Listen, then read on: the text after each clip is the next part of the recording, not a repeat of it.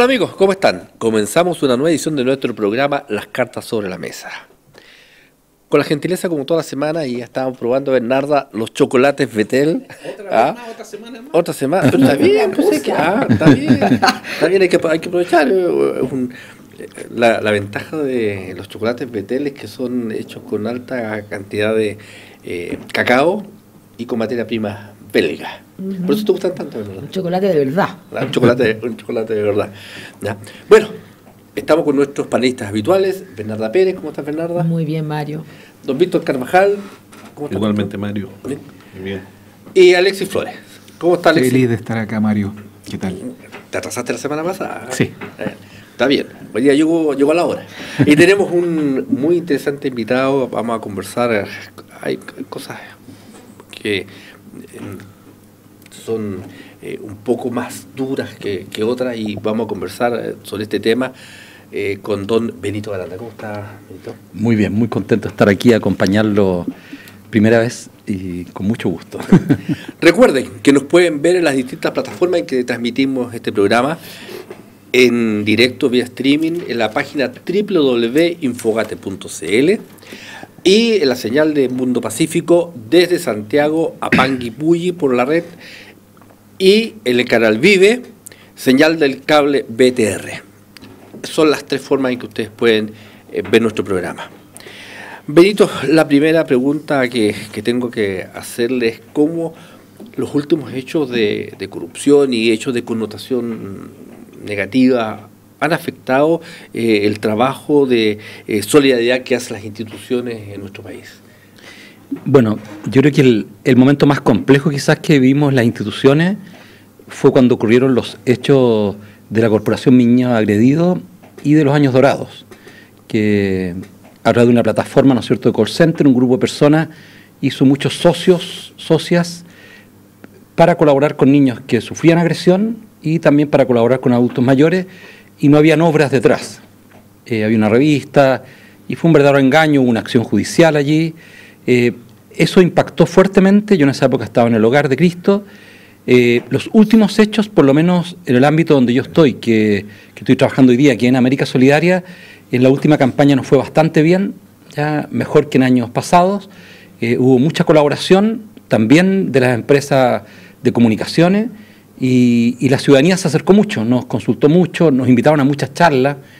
Durante todo el mes de agosto, por ejemplo, yo casi no tuve espacio de respiro porque me tocó mucha actividad en distintos lugares de Chile. Yo creo que también la ciudadanía diferencia y logra poder identificar que algunos hechos se limitan a acciones personales, no son una impronta institucional, y mientras más cercanía tienen las organizaciones con la ciudadanía, bueno, más nos exigen transparencia en las acciones que realizamos. Claro, si una organización es muy cerrada en sí misma y la ciudadanía no puede ingresar, no puede conocerla, no puede saber su estado financiero, bueno, por supuesto debería generar mucha duda en la ciudadanía. Bernarda. Sí, yo creo que justamente yo quiero rescatar acá lo que fue en el gobierno de la presidenta un pool de proyectos ley que se presentaron al país en el marco de tener una sociedad más transparente, ¿no?, y más pro al mismo tiempo. Y eso tiene que ver con una comisión que la presidenta en su momento convocó, y se emanaron de allí como resultado proyectos ley. Al finalizar el gobierno de ella, de los 12 proyectos ley presentados, se aprobaron 9, de los cuales hoy día estamos generando algunos beneficios de cómo se aplica esa ley, ¿no? Y yo creo que avanzamos bien en el marco de entender una sociedad que camina hacia la transparencia, pero camina a la transparencia en función también esto de que en el marco de ser una organización pública es del dar cuenta a la ciudadanía, ¿no? De contar, no solo pedir a la ciudadanía una solidaridad, y porque yo creo que somos una sociedad solidaria, ¿no? Yo valoro eso de nuestra sociedad país, y lo demostramos fundamentalmente cuando hay situaciones muy graves, ¿no? O sea, el pobre es muy solidario, voy a decir eso, ¿no?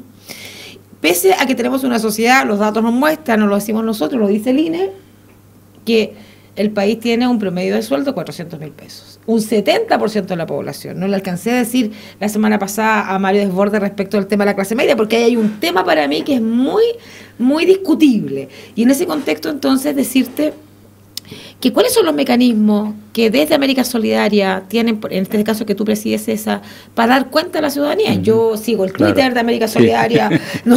Tengo además una gran amiga en Haití, aparte trabajando por América Solidaria. Entonces, más allá de eso y de saber cosas, porque me interesa el tema, ¿cómo las instituciones hoy día de solidaridad que aportan desde sus acciones, ¿cómo le cuentan? ¿Cómo le dan cuenta de su...?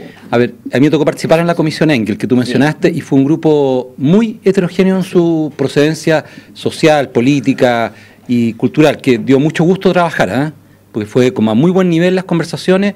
Todo lo que salió después en el informe, que tuviste la oportunidad de verlo, ¿no es cierto?, fue por consenso.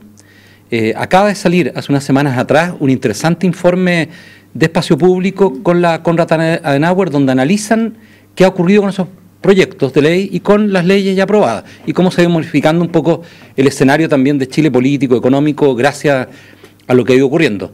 En esto no hay uno podría decir, como con los políticos, yo creo que el mundo político se movilizó por esto, ante el gran problema, ¿no es cierto?, de la corrupción, que ingresaba al mundo político, hizo algo parecido a lo que hizo Inglaterra. Ajá. Inglaterra también hizo eso, tuvo una corrupción dentro de las cortes, y vieron que era necesario, ¿no es cierto?, el movilizarse para poder cambiar lo que estaba ocurriendo. Y Chile lo hizo también. Y con mucho apoyo transversal, mucho apoyo dentro del Congreso también. Pero hay un punto que allí quedó vacío, porque si tú lees las conclusiones, apuntan a dos de los tres actores de la sociedad. Los tres actores de la sociedad democrática, son Estado, mercado, empresa y sociedad civil. Ajá. Y casi todas las medidas apuntan al Estado y al mercado, al mercado, al aporte privado, a la mezcla entre políticas, pero nos dejaron afuera la sociedad civil. Yo peleaba harto en la comisión, pero claro, los problemas eran otros en ese momento, no era la sociedad civil organizada, entonces entiendo que era eso. Yo soy partidario de mayor transparencia, yo he sido partidario de una superintendencia de organizaciones sociales. Yo creo que no nos pueden dejar con la libertad que nos dejan, yo no lo encuentro recomendable para el Estado. Si ustedes vieron, por ejemplo, los recursos de Cristian Cast, dijeron que una vez que terminó la polémica, estas plata, todo eso, parece que no se dieron cuenta mucho los periodistas, digo, no, si esos recursos los pasamos a una fundación. Ajá. ¿Alguien ha investigado qué pasó con esa fundación? Una de las ramas de la familia Sandón, recuerden que sacó dinero de Chile a una fundación a Panamá. Así es. Y no hubo la manera de que Impuesto Interno pudiese recuperar esos recursos. ¿Cuántas fundaciones en Chile no conocemos lo que hacen con los recursos? Por ejemplo, su escala salarial. Yo hoy día ingreso a una página web y puedo saber todos los salarios de los funcionarios públicos. Me puedo escandalizar o no, pero lo sé. Ajá. Están ahí los funcionarios públicos, sus salarios. De nuestras fundaciones no aparecen los salarios. ¿Qué hemos hecho para avanzar de las organizaciones sociales? Nos hemos unido en una comunidad de organizaciones solidarias, hemos acordado que dentro de la comunidad no basta con el informe que se entrega al Ministerio de Justicia. Una persona y un grupo de personas nos han ayudado a tener una FECU social, la misma FECU que hacen las empresas. Nos han ayudado y hemos armado y nos han pedido capacitarnos. Si ustedes se meten a la página web de América Solidaria, ahí está la FECU Social. La FECU Social no solo mete lo económico, sino también las acciones sociales para transparentar qué hacemos con los recursos. Y además, por supuesto, entregamos un informe de actividades, dónde estamos trabajando. Tú ingresas a alguna organización y no sabes su directorio, no sabes quiénes participan. Entonces, yo creo que tenemos que seguir avanzando. Cuando el Estado... Y el papel del Ministerio de Economía, que claro, cuando el Estado avanza en darnos atribuciones a las organizaciones de recibir dinero de parte de la ciudadanía, antes de hacer uso de la ley de donación, yo creo que el Estado debería tener una mayor supervisión sobre nosotros. Porque los montos de recursos son muy grandes. Piensen ustedes lo que se recauda en la Teletón, o en América Solidaria, o en el Hogar de Cristo, en la Rosa. Benito, hoy se habla mucho de la clase media, se ha puesto la clase media en el centro de las políticas de parte del gobierno, como que el tema de la pobreza ya estuviera un poco superado, digamos. Y yo te voy a preguntar, ¿qué pasa con la pobreza en Chile? Porque hoy día uno incluso ve lo que se llama clase media y ve que gran parte de esa gente son personas de escasísimos recursos. Entonces, ¿esto está teniendo algún efecto? Esta idea de que hoy día hay que preocuparse de la clase media, ¿estamos de alguna manera abandonando a los sectores más necesitados? ¿Cuál es tu percepción de eso? A ver, si nosotros nos comparamos con Portugal, casi toda nuestra clase media es pobre en Portugal, y tenemos el mismo, más o menos, el mismo promedio de ingreso per cápita, el PIB per cápita. El 53% de los portugueses recibe el promedio del PIB En Chile lo recibimos el 9%. Entonces, cuando tú tienes una alta desigualdad, casi no tienes clase media. Y yo dije hace tiempo una frase que fui criticado harto, pero lo digo con tranquilidad. Soy sociólogo además, he estudiado harto, tengo el doctorado en sociología, estudié mucho estadística, todo, que la clase media no existe en Chile, ¿ya? No existe porque los ingresos de las personas, de las familias, del 60, del 70% más pobres, lo dice la CACEN. Si ustedes recordarán, los promedios de ingresos autónomos de la familia de la CACEN estaban entre los 760.000 pesos del 2017. Ajá. ¿Ya? Pero el 60% de esas personas recibía menos de 500.000 pesos como ingreso total familiar. Exacto. No es el salario, porque pueden haber dos salarios, ¿no es cierto?, en una misma familia. Es el autónomo, no el que después viene con lo que aporta el Estado.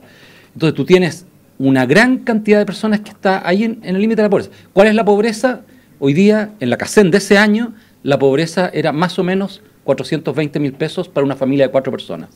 Sí. Entonces, después los recursos que aporta el Estado, por supuesto, hacen que esas personas salgan y se meta algo polémico, que el alquiler imputado, se le imputa el valor de la vivienda, que siempre ha sido polémico en la medida de la pobreza, y al final esas personas sobrepasan y nos quedamos con un 8% de pobreza. Pero los que se llaman hoy día vulnerables, que son ese gran grupo de personas, es muy grande, es muy grande. Y las políticas de clase media, yo digo, son políticas para familias en pobreza, de distintos niveles de pobreza. Entiendo lo que se habla de clase media porque las personas muchas se consideran de clase media y dicen soy de clase media, no soy de sectores de pobreza. Por eso lo que yo digo es impopular, porque no es que yo quiero catalogar algo cultural, porque la persona cuando sale de su extrema pobreza no se siente ya pobre, y eso es muy bueno para la autoestima y para seguir progresando. Entonces no soy tan ignorante al respecto ni tampoco tan ingenuo. Pero desde el punto de vista económico nos queda todavía mucho por avanzar, porque la concentración de los ingresos sigue siendo muy alta.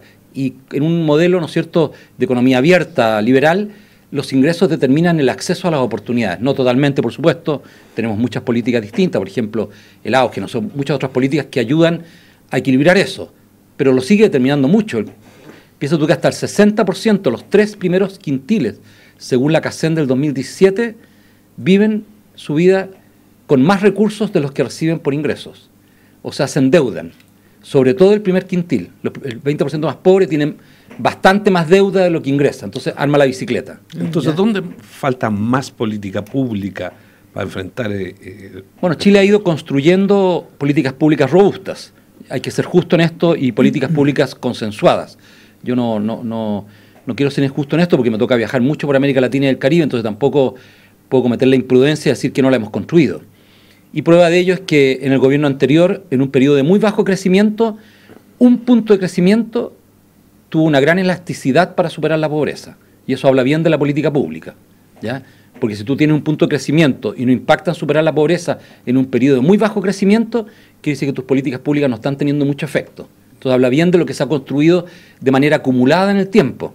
Yo digo siempre, las políticas públicas deben ser acumulativas. No puedo sacarlo yo la bandera y decir, esa es una política pública mía. No, yo tengo que decir, voy a contribuir a seguir construyendo. Una prueba de eso, que yo creo que es admirable, es lo que logró Chile con el Chile Crece Contigo. Es admirable. Pero en el pasado, una prueba de eso es la Junaep. La Junaep es una política estable en Chile. Argentina no la tiene. Yo acabo de estar en Argentina, en un barrio de clase alta, donde hay campamento en el medio, el barrio del Pilar, al lado de Buenos Aires, y los niños estaban comiendo en un centro comunitario donde trabaja América Solidaria. Y le pregunté a la persona de clase alta que estaba a cargo de esto, con una persona del sector popular, y me dijeron, Benito, no dan comida en las escuelas en este barrio. No es política del Estado. Yo cuando me levanto en la mañana digo, gracias a mis impuestos funciona la Junaep.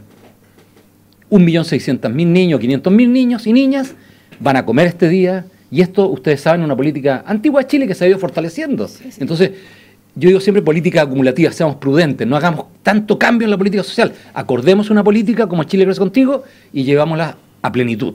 Trabajemos fuertemente en esa política. Y yo creo que ahí hay que apretar mucho todavía en educación, porque tenemos un grupo de jóvenes todavía que quiera fuera el sistema de educación. Exacto. Seguir insistiendo en el cambio de la política habitacional. Mientras más segregada vive la gente y armamos guetos, más complejo es entrar para la política pública y poder trabajar. Los costos son muy altos y la gente lo pasa muy mal, y tenemos que trabajar y seguir trabajando en la línea de lo que ha hecho Salud. Salud ha tenido una continuidad con toda la dificultad que tenemos en Salud, pero hemos logrado llegar a acuerdos en Salud, ¿ya? Y eso yo creo que cuesta, por supuesto, hay un montón de peleas y siempre se discute, pero hay que seguir insistiendo en eso. Hoy día viene un problema más grave que el pasó ya a Estados Unidos y a otros países, que es la salud mental, ¿ya? Y que los costos también son altísimos en salud mental. Entonces, enfrentar eso para Chile es complejo. Alexis. Benito, ¿Es Chile un país solidario o Chile es un país que permanentemente se pone de pie ante eventos varios? Y si es un país solidario, o tu opinión, tú dices que Chile es un país solidario, ¿son campañas de solidaridad las que están vinculadas? ¿Cuánta solidaridad hay en Chile al final, en nuestros ciudadanos? Yo creo que hay cortes generacionales de lo que me ha tocado vivir a mí, estudiar, leer, ¿no es cierto? Escuché el otro día, por ejemplo, toda la información que ha acumulado Roberto Méndez sobre el trato que le estamos dando a las personas migrantes, ¿ya? Lo que nos dijo de la Cortina cuando vino a hablar a Chile de aporofobia, ¿no es cierto?, de cómo tenemos ese rechazo hacia los migrantes que vienen de pobreza. O a la pobreza en general. A la pobreza en general. Lo que nos cuesta vivir al lado de barrios populares. Yo me crié en el barrio alto, hoy día vivo en un barrio rico, ¿no es cierto?, La Pintana, pero al lado del Castillo. ¿Ya? Yo me crié al lado de muchas de las familias del Castillo que estaban en la población El Ejemplo y el Esfuerzo, donde está hoy día, ¿no es cierto?, criada Laguer, en el barrio alto. Yo creo que tenemos dificultad para convivir con el diferente, ¿ya? Y también aquellas personas que van progresando socialmente desde el punto de vista económico, yo digo, no se usa para esto esta palabra en sociología, pero yo la uso, se van desclasando y les da vergüenza su procedencia social. En el pasado generaba mucho orgullo que una persona que venía de un sector de pobreza era becado, becada y salía adelante y decía, no, yo nací en la población de Los Nogales, yo nací en Cerro Navia, yo nací, no sé, en La Granja, y mira cómo he progresado. Hoy día da vergüenza eso y se esconde el origen para muchas de esas personas. Y a veces algunos tratan que se cambie la mamá de barrio, que no siga viendo ese barrio, no quieren que los hijos vayan a ese barrio. Dicen, yo fui a un liceo con número y me fue bien, pero meto a mis hijos en un colegio particular y me quejo siempre que ellos no entienden lo que es la vida, pero yo al final los puse en un colegio que a lo mejor es una burbuja, ¿ya? Entonces, Chile históricamente fue clasista y fue xenófobo, ¿no es cierto? Algo de eso, si uno recuerda los relatos de Darwin, habla de eso cuando llega a Concepción, ¿ya? Y es un relato triste, un poco de lo que ocurre en el campo chileno. De mi generación para arriba, los que estamos acá, yo tengo 60, yo creo que tenemos mayores prejuicios frente a las personas en pobreza. Por ejemplo, cuando nos preguntaban a nosotros, un porcentaje alto de nosotros, no yo, pero alto de nosotros, asociada a pobreza, a flojera y a vicio. Más del 50% de las personas. Si eso tú lo preguntas a las nuevas generaciones, asocian pobreza a falta de oportunidades y a falta principalmente de oportunidades educacionales. O sea, a una injusticia, a una mala distribución de un servicio. ¿Te fijas? Entonces yo creo que está viendo crecientemente un cambio generacional que yo lo asocio a los movimientos estudiantiles transversales, porque hubo mucha gente, ¿no es cierto?, que participó del 2011, 2010, 2012, que lograron poner en la cabeza de los chilenos que no estábamos teniendo una calidad de educación similar, ¿ya? Somos buenos para las campañas, nos aportan las personas para las campañas, pero en la vida cotidiana ¿somos solidarios? Todavía nos cuesta mucho. Y yo me recuerdo cuando tú me hacías la pregunta de ese texto famoso del Padre Hurtado, si Chile es un país católico. Si le cambiamos el título a ese libro y ponemos Chile es un país solidario, muchas de las cosas que escribe el Padre Hurtado, en mi generación, o los más viejos, todavía nos ha costado mucho. Pero en las nuevas generaciones cada vez les cuesta menos. Yo creo que hay un gran beneficio hoy día en las generaciones, a mí me toca ir mucho a las universidades, hay un gran beneficio en que se están encontrando mucha gente en las universidades, mucha gente muy diversa. La penetración universitaria en Chile o de estudios superiores, me parece, por lo que escuché antes al ministro Moreno cuando estaba en lo social, es de un 36 o 30, y nos estamos acercando a las de Estados Unidos, que es un 38 en educación superior. Argentina tiene menos y Brasil tenía como un 18 en ese momento cuando lo comparó el ministro Moreno. Entonces, lo que hemos ido haciendo como avance nos permite encontrarnos. Mis imágenes del mundo son producto de mi experiencia. Si yo vivo en un gueto de pobreza, esa es la imagen que yo tengo del mundo porque esa es mi experiencia. Yo no puedo juzgar a un niño, a un joven que se ha criado en un gueto de pobreza, ni a uno que se ha criado en un gueto de riqueza o en un gueto de clase media. Lo que tengo que hacer es ayudarlo a que a medida que va creciendo tenga más experiencias para que sus imágenes del mundo sean menos prejuiciadas y se dé el tiempo de conocer a las otras personas. Y yo creo que en ese camino yo me movilizo, yo me muevo mucho para que de todos los sectores se involucren en el voluntariado permanente. Que no lo hagan esporádicamente, sino permanentemente le estén dando tiempo a otros para ampliar sus imágenes del mundo, servir e ir cambiando la realidad. Pero, Benito, estaba pensando mientras te escuchaba hablar, lo que tú conoces, toda la historia de la solidaridad en Chile, y yo me acuerdo que en salud, por ejemplo, donde hemos avanzado mucho, tú lo nombrás como un hito, lo que hemos avanzado en salud, las primeras instituciones eran de beneficencia. Claro. Y por eso la gente le dicen, hablan de los beneficiarios. Y yo le decía, dejemos de hablar de los beneficiarios, por favor, solo hablemos de los usados, ¿ya? Porque el beneficiario viene, y eso lo hacía gente de la clase alta en su gran mayoría. Claro. Entonces, la gente... Es extraño, porque sin embargo estaban preocupados del problema social que había. Tuvimos presidentes que fueron causaditos, de la primera, el principio del siglo XX, cuando se atacó el problema que había de los conventillos, ¿te acuerdas? Claro, alcantarillado. Había gente de la clase alta que estaba preocupada. Entonces, pero hoy día, efectivamente, cuando escuchamos hablar de las habitaciones integradas, ¿no es cierto?, de colocar soluciones habitacionales sociales en barrios altos, como que mucha gente se espanta. Y yo digo, ¿por qué? Si de verdad nosotros antes nos integramos con mayor facilidad. ¿Cuál es tu opinión? Bueno, yo creo que en el caso específico del ejemplo que pusiste es un mal trabajo del municipio. Cuando el municipio sale a confrontarse con los que no quieren, yo digo, no, pues esa pega la tienes que hacer antes. Si tú tienes que tranquilizar a las otras personas y decirle esto es una linda oportunidad. Si se hubiesen encontrado los dirigentes y las comunidades que iban a llegar al edificio nuevo de vivienda social, lo más probable es que iban a bajar los prejuicios. Alguno iba a quedar con prejuicios, pero cuando tú te encuentras, te das cuenta que esa persona que viene a vivir a ese edificio trabaja en la esquina, que es allegada de color 9000, no sé. Como salieron, ¿te acuerdas después los testimonios? Tú tienes tu primera pega en política pública, no es el medio de comunicación. Bueno, tú vienes de salud, ¿no es cierto? Cuando parte las grandes campañas contra la reducción y la mortalidad infantil en 1840, un ministro liberal trae a las monjas hijas de la Caridad a Chile. O sea, no tenía nada que ver con la monja. Y la va a buscar a Francia porque dice nos tienen que ayudar en las poblaciones.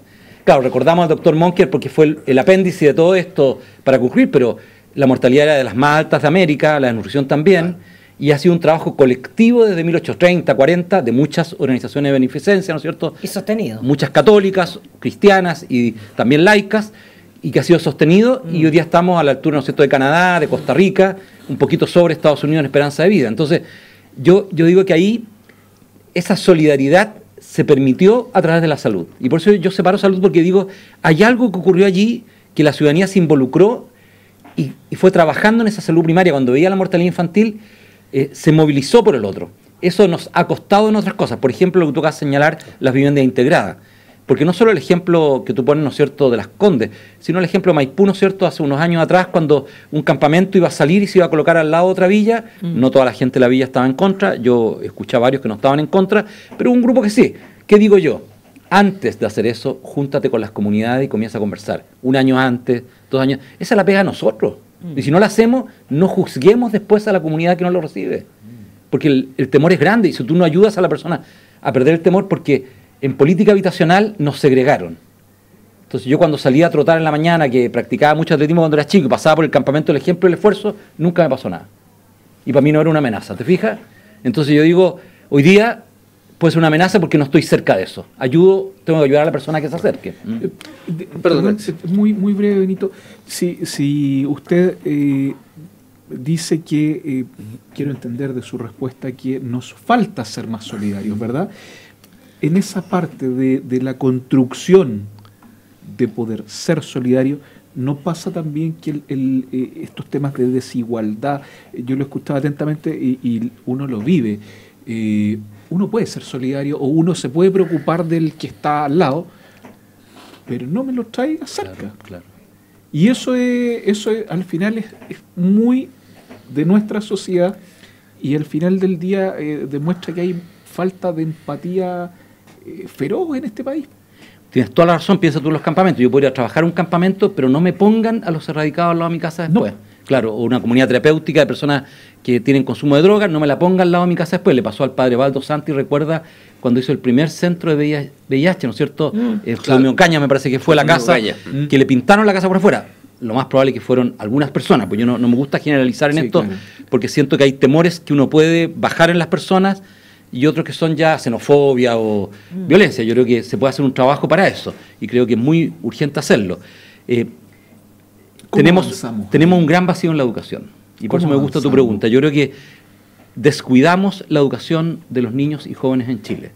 Y si tú ves lo de la formación ciudadana, es un descuido tremendo. Se ha retomado ahora, pero después de 30 años. Tú abandonaste algo que muchos de nosotros tuvimos desde pequeños, independiente de donde nos hayamos educado, que era que tú estabas aquí para servir a otros.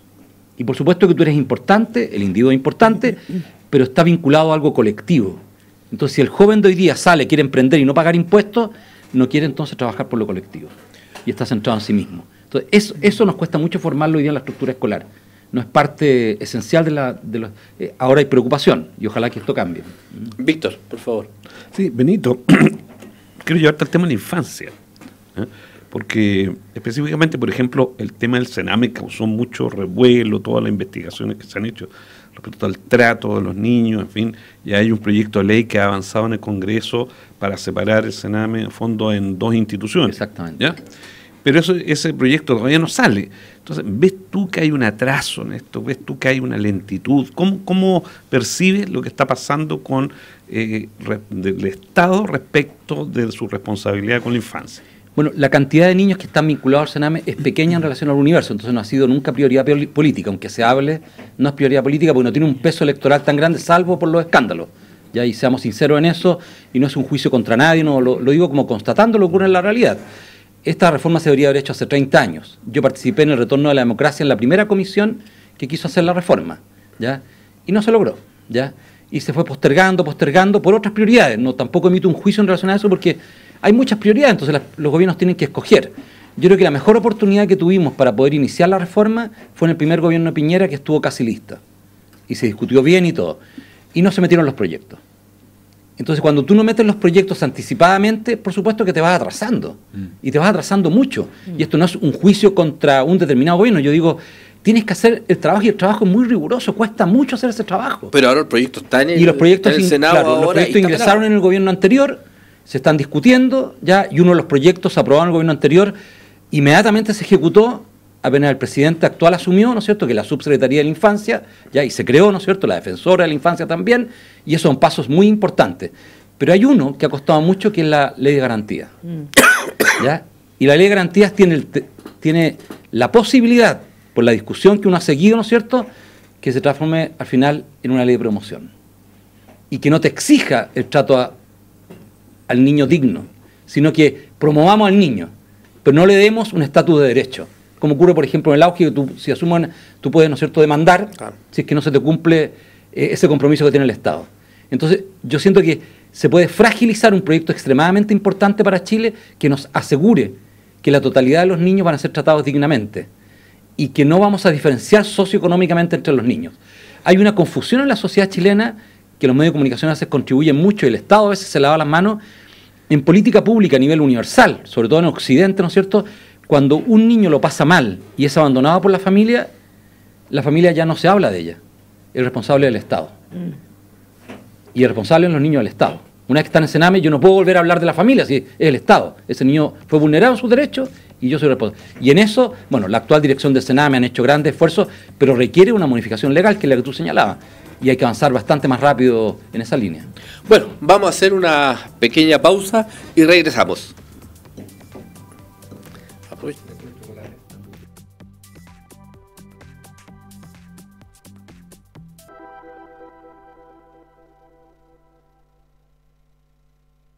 Ya volvemos.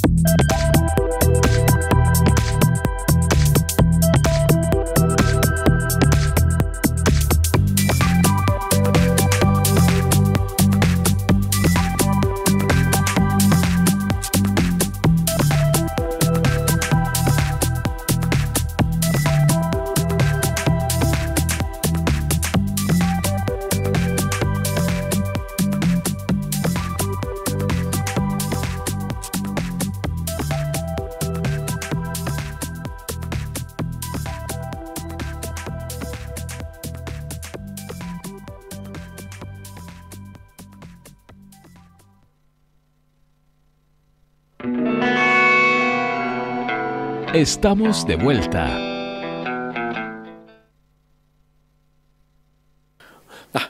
Estábamos en la pausa conversando, seguimos discutiendo y conversando este tema tan interesante. Y tú querías hacer una pregunta. Sí, no puedo dejar Alexis. pasar en su respuesta, Benito, parte de la educación a los niños, a los jóvenes, A mí me violenta mucho el hecho de que en muchos sectores de nuestra sociedad esto de la solidaridad pasa a ser casi como turismo social. Tú tienes que ayudar al pobre. Dedícale un fin de semana en el año.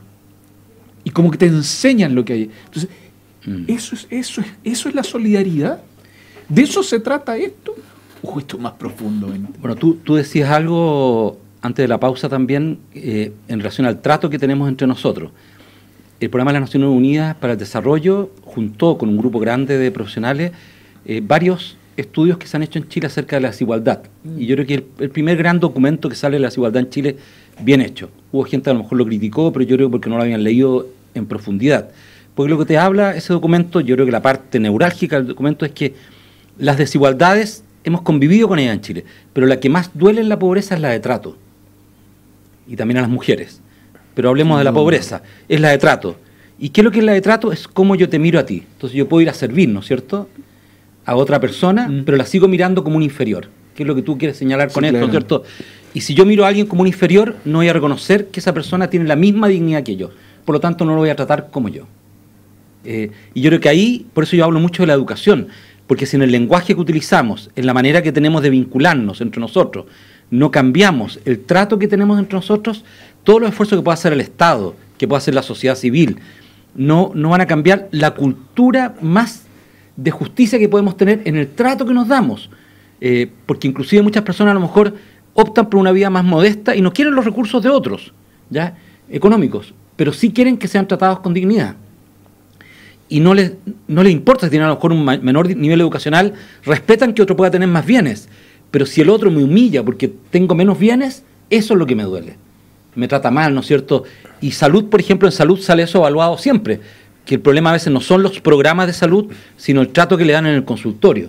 Y hace mucho tiempo atrás el Canal 13 hizo un informe en Teleduc, me acuerdo que me tocó participar porque acompañé varios de los periodistas, y había un consultorio en la zona sur que trataban espectacular a la gente. Y el ministerio tenía los mismos programas que en otro consultorio que los trataban, pero muy mal. Y no habían migrantes como hoy día, sino que eran personas de Chile que estaban esperando en la cola, y que en uno la gente decía, no, aquí los programas son espectaculares. Y decían, bueno, son los mismos programas que en el otro consultorio. Entonces, el trato, claro, y eso tú lo tienes que educar. Y por eso digo que la educación es tan importante. Y tienes, bueno, muchos académicos, profesores, profesoras, que son clasistas, por la edad que tienen, y si ese clasismo lo transmiten a los alumnos en pobreza o en riqueza, donde sea, causan daño, y le causan mucho daño a la sociedad. Impresionante cómo los pacientes reconocen cuando son bien tratados. Hoy día me tocó estar en un COSAM en la comuna de La Reina, y los usuarios que estaban ahí estaban felices. La gente nota de verdad cuando son bien tratados. Qué bonito lo que dice de La Reina. Otro día una persona dio un testimonio que me emocioné, porque perdió el trabajo, es mayor ya y tiene un poco de recursos, de clase media de verdad. No se ha empobrecido, pero hoy día con la pensión que tiene, claro, no logra comprar los medicamentos, y en La Reina, en la farmacia comunal que tienen, comunitaria, hoy día compra los medicamentos para su señora que tiene una enfermedad bastante compleja, a un precio muy económico que le permite tener el tratamiento. Y habla él del trato, cuando llega a la farmacia, del trato que le dan. Es importante cuando se trabaja el trato a los pacientes, es parte importante del quehacer en salud, y se nota, los pacientes. Yo te quería llevar a otro tema, que es un tema duro, rudo, ¿ya?, con la crisis que ha habido en la iglesia, ¿ya?, y en las instituciones. Y nosotros fuimos golpeados muy fuerte, yo lo digo lo personal, porque uno tiene sus preferencias, qué sé yo, porque ha sido formado, pero el tema del padre Rato Poblete nos golpeó muy fuerte. De verdad fue como la quinta de la torta de todo lo que había pasado en la iglesia, del caso Caradima para adelante, qué sé yo.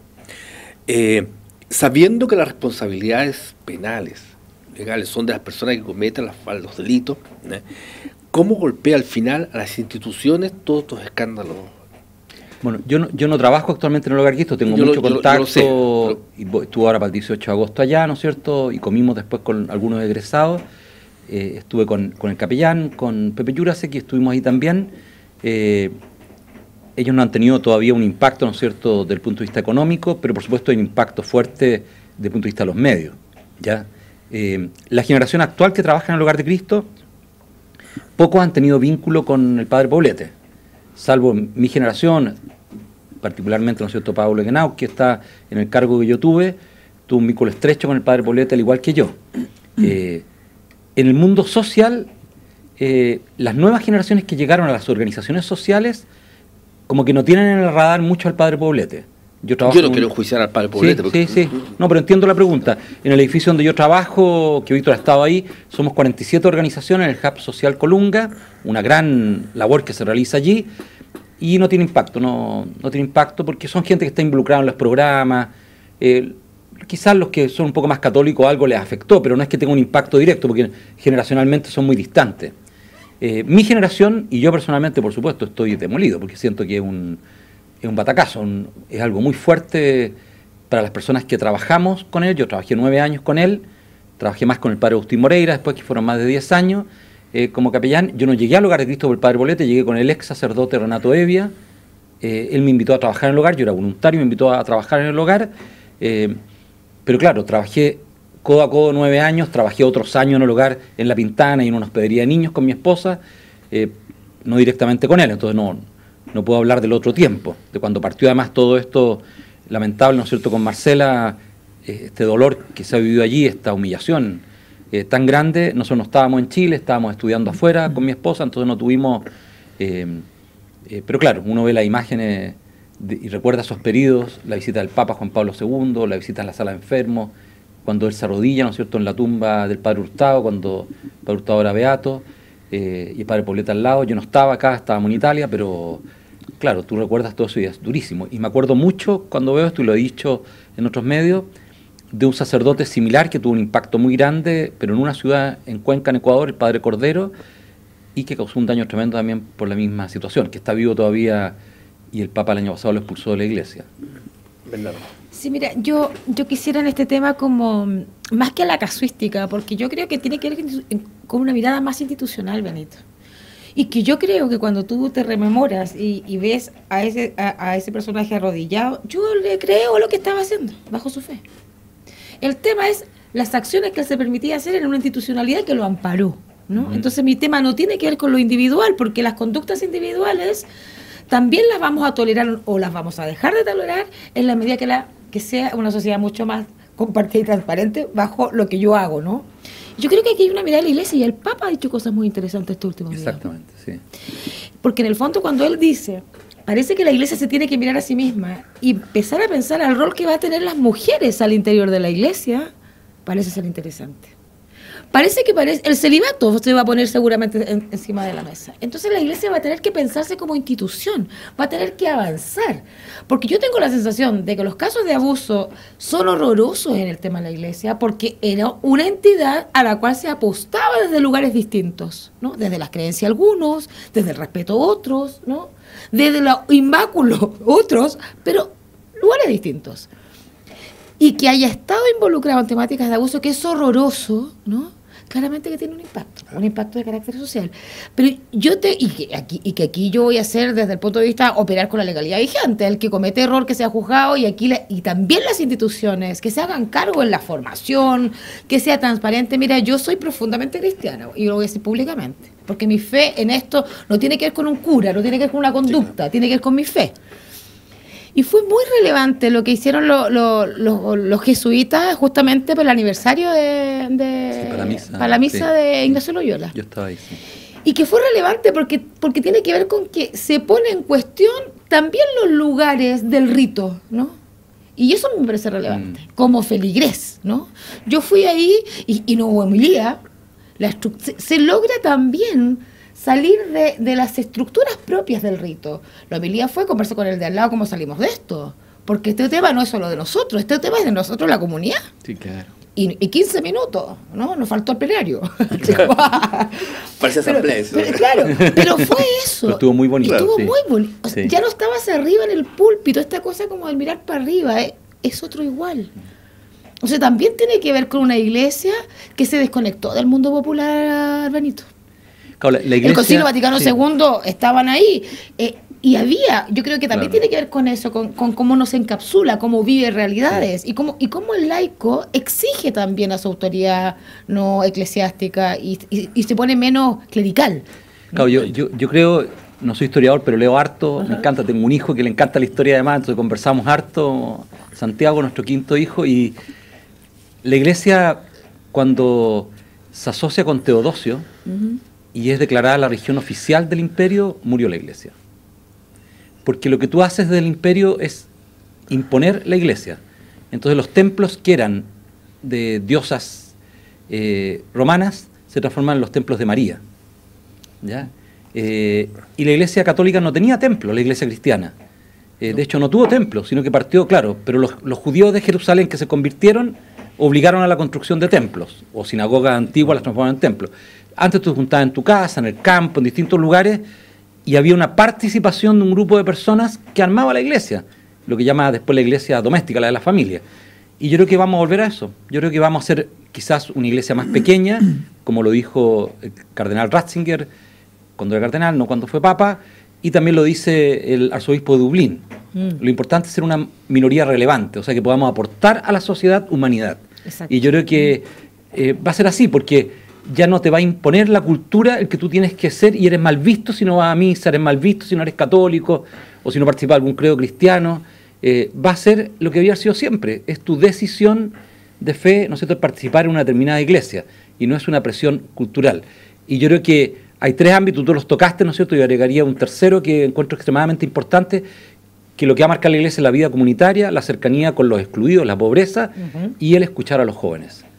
Y hace mucho tiempo dejamos de escuchar a los jóvenes, así que yo... Y esto lo hice... ¿Cómo se llama tu hijo? Dian Martín, Santiago. Santiago te va a recordar seguramente que efectivamente la iglesia, pero no está en historia, pero la iglesia, cuando el imperio toma el control de la iglesia, la persecución que se hace en la iglesia primitiva es tremenda y termina ejecutando, y muchos de los primeros mártires de la iglesia católica son mártires de la iglesia antigua, la iglesia de Jesucristo, la iglesia de San Pablo. Básicamente, porque la iglesia que conocemos nosotros es la prolongación del imperio. A mí también me gusta la historia. Y por eso es como una monarquía. Es una monarquía. Como dice el Papa, la última monarquía. Es lo más romano que hay. Es lo más romano que nosotros tenemos exactamente en la iglesia. Perdón, tú... ya lo estoy hasta tuteando. Está bien. Tú eres un hombre de fe. Dijiste que estabas golpeado, ¿verdad? ¿Cómo sales de esto? Bueno, ¿Cuál es el trabajo en el corazón? Porque nos cuesta de repente salir de estas cosas. Yo tengo, claro, un regalo, que desde muy pequeño fui acompañado por personas que me ayudaron a crecer espiritualmente. Sobre todo a través de los ejercicios espirituales de San Ignacio, de los retiros. Un salesiano. Sí, de los retiros. Y eso me ayudó mucho a entender que yo no soy de la iglesia de Pablo o Apolo, como dicen, ¿no es cierto?, las cartas de San Pablo, sino que soy de la iglesia de Cristo, que es un poco lo que tú decías, ¿no es cierto? Yo creo que... Y mi señora pensamos lo mismo. Esto no significa que no nos afecte lo ocurrido. Lo que entendemos es que seguimos a Cristo y a la iglesia.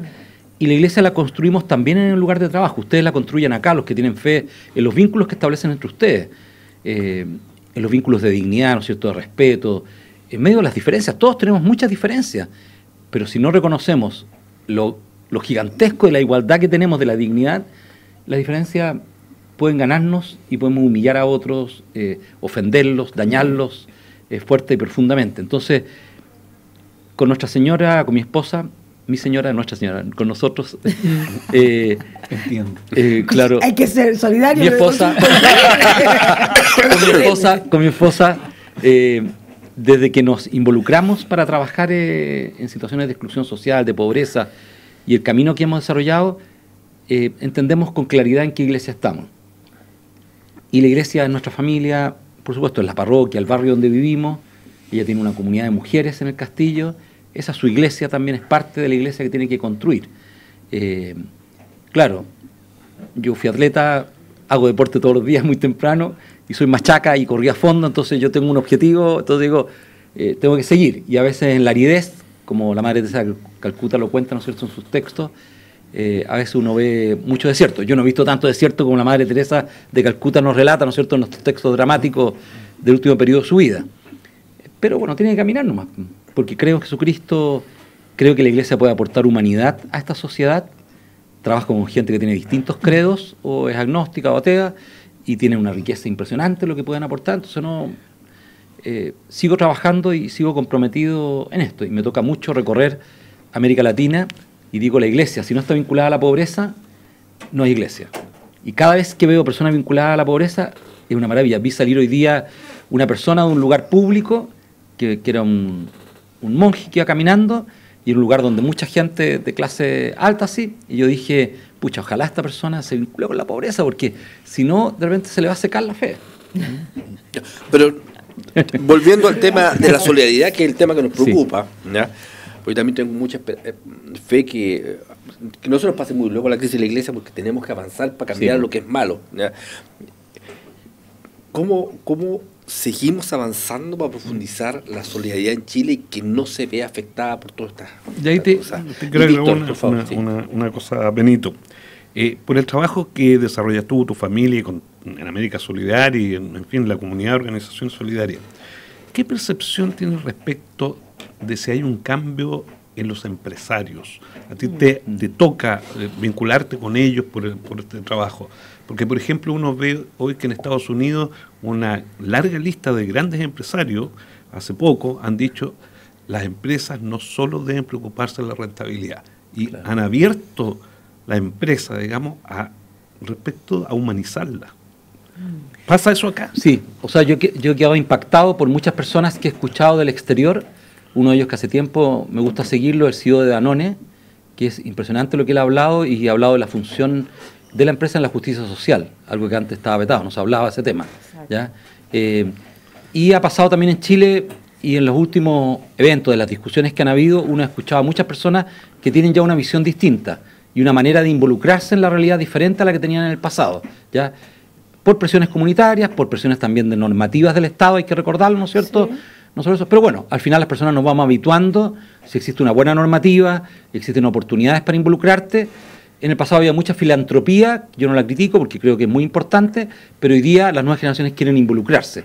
Y conozco a muchas personas que se involucran y que se involucran con una mirada distinta a la del pasado, no de superioridad frente a las personas, sino de deseos de ser justos con las personas y de poder darle oportunidades similares a las que han tenido sus hijos.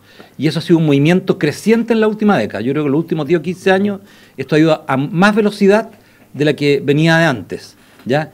Y creo que va a implicar un cambio muy grande para Chile. Una de las señales, por ejemplo, en el mundo empresarial es la creación de la empresa del sistema B, ¿ya? Y eso es un cambio muy grande. Chile es el segundo país del mundo que tiene mayor penetración de este tipo de empresas. A lo mejor es pequeñito, pero es una señal.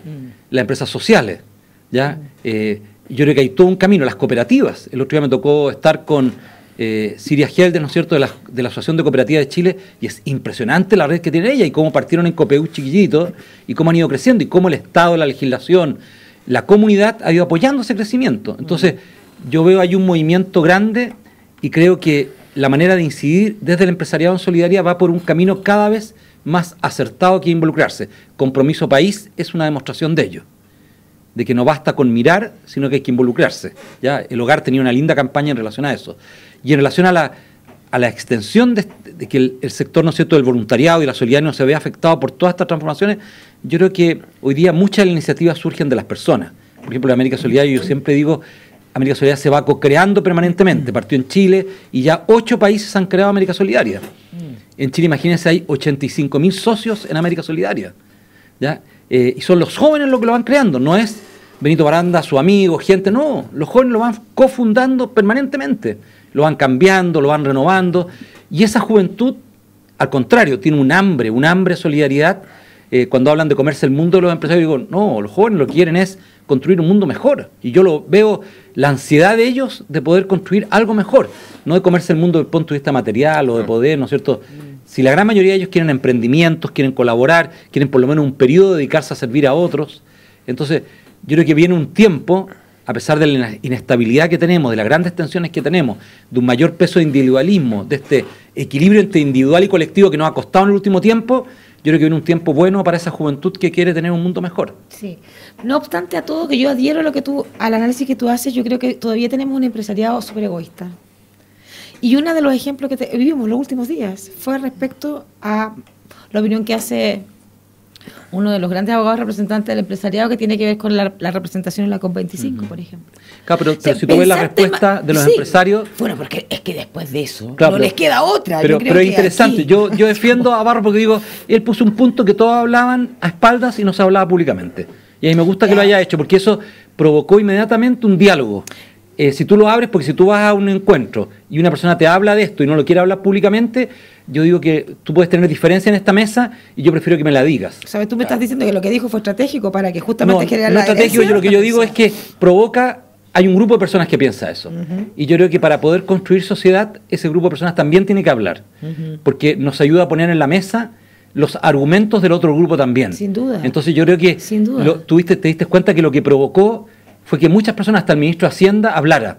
Y eso al final termina obligando, ¿no es cierto? Porque tú públicamente te comprometes. Tienes que enfrentar el problema. Pero te Claro, obliga claro. porque hay una sociedad más alerta a esto, porque Claro. es impresentable ciertas cosas, ¿no? Así como es impresentable y es vergonzosa las diferencias en la desigualdad social. Claro. Por lo tanto, que el empresariado, me gustaría un empresario más comprometido en el ámbito social, que generara muchas más acciones en el ámbito de la justicia social. Claro, pero la revista Capital hace años atrás, por primera vez en la historia, publicó en la portada, que la tengo en una transparencia porque la guardé, dice la vergonzosa desigualdad de Chile.